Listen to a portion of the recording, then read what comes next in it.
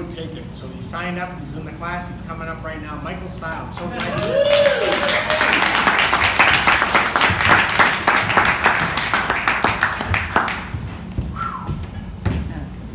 Alright, so when we blew a tire outside of a bore, I was actually kind of happy about it.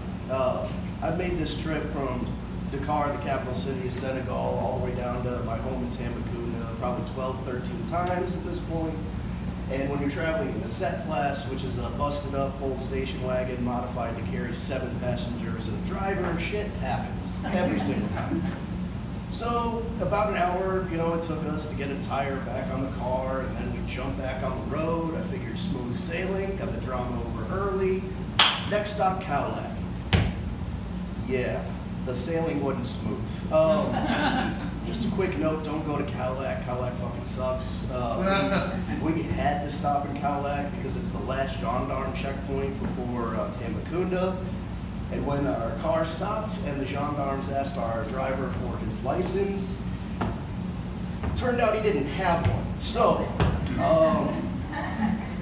yeah, it was kind of funny. I remember being super impressed that he'd actually made it that far without a license more than anything else. It did take the guy about an hour, hour and a half to negotiate his bribe down to a point where we could get back on the road. And when we got back on the road, the tone had changed a little bit. He was kind of pissed. The rest of us were fine, especially me. I'd been in the Peace Corps for about a year and a half at this point, and I learned patience, if nothing else. It once took me 3 days to wait for a ride, so this was nothing. I knew things were getting a little hinky though when we blasted right through Malignani. You never ever don't stop at Malignani because it has the best meat sandwiches in all of Senegal. Every driver stops, but we just right through. And then we started pulling up on what I've always called the slow zone, which is a stretch of road about 50 miles where you can't really call it a road anymore. The only like real function the material of the road serves is to delineate the borders between the big ass potholes. So every driver slows way down, and you kind of sedately like bob and weave for about 50 miles, and it sucks, but it's what you do. You have to get where you're going. Yeah, our unlicensed Evil Knievel dipshit motherfucker of a driver just went for it. He was trying to get to Tamba so that he could pick up more passengers and then bus back up to the car so he could make his nut that day, especially after having to pay the bribe to the gendarmes. And he just thought he was invincible, and he was wrong. We got about 50 yards through this stretch of road, and it was kind of like being in like an old ass wooden roller coaster that's just about to break. That's kind of what it felt like. We're all shaking around, slamming into the walls, screaming at each other, screaming at the driver. And then, I don't really know any other way to describe this, but I've just never been in a car where this many parts of the car just looked around, said fuck it, and bailed at the same time. Parts of the engine fell off, one of the wheels. I mean, it is funny now, but I almost died. I don't know how we didn't flip.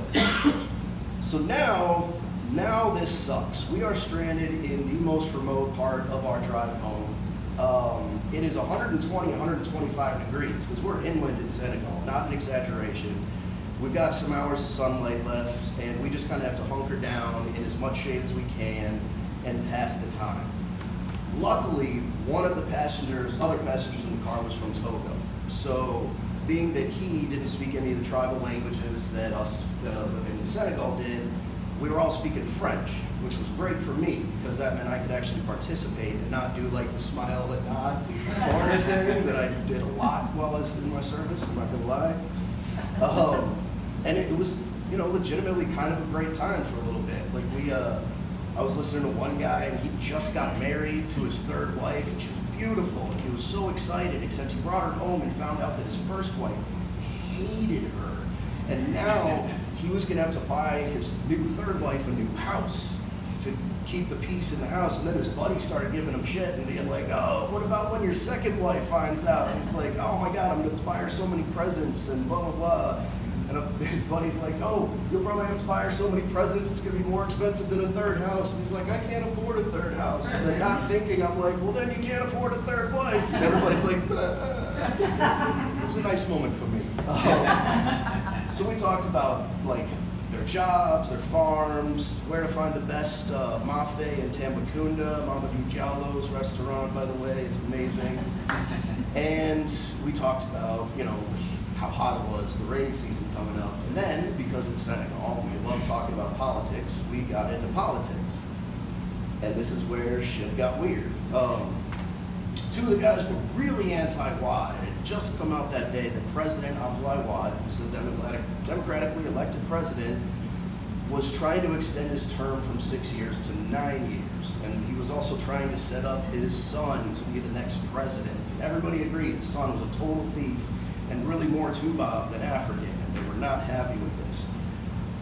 And everybody's just laughing and right, get it up, blah, blah, blah, blah, shaking fists, except for the guy from Togo. The guy from Togo, who's been having a great time up to this point, is now dead silent, and he looks terrified. His eyes are wide open, he's shaking, hunched over, tensed up, and he looked like a cornered animal. Like he looked like he was just gonna jump up and run into the bush. And I remember thinking, I hope he doesn't do that. It's kind of dangerous around there. And lo and behold, he jumps up and he starts screaming, freaking out at us. Blah, blah, blah. How could you talk about the president this way? Oh my God, especially avec le tuba blah, especially avec le tuba blah. He's pointing at me, saying, especially with the tuba here. I'm like, what the fuck is going on? They finally pick him up and they drag him and they sit him down and they calm him down. And I'm just sitting there stunned. And not like slowly, not creepingly, like that. Everything clicked into place and my view of the world completely changed.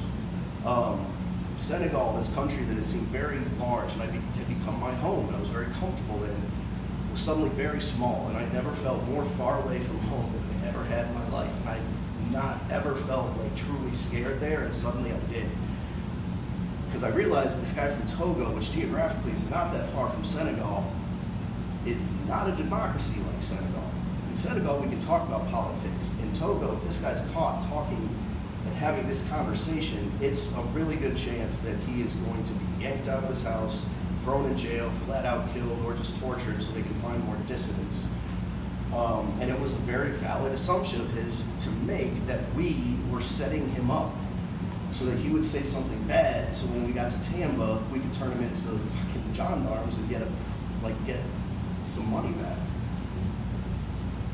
When people ask me about what it was like to serve in the Peace Corps, I never really know what to tell them, so I have a stock answer. I say 50% of the time sucked, 30% of the time was collectively the worst experiences of my life, and like 20% of the time made it all worth it. And it's a hard answer to give because I feel like when I say that 20%, it sounds like it was really fun.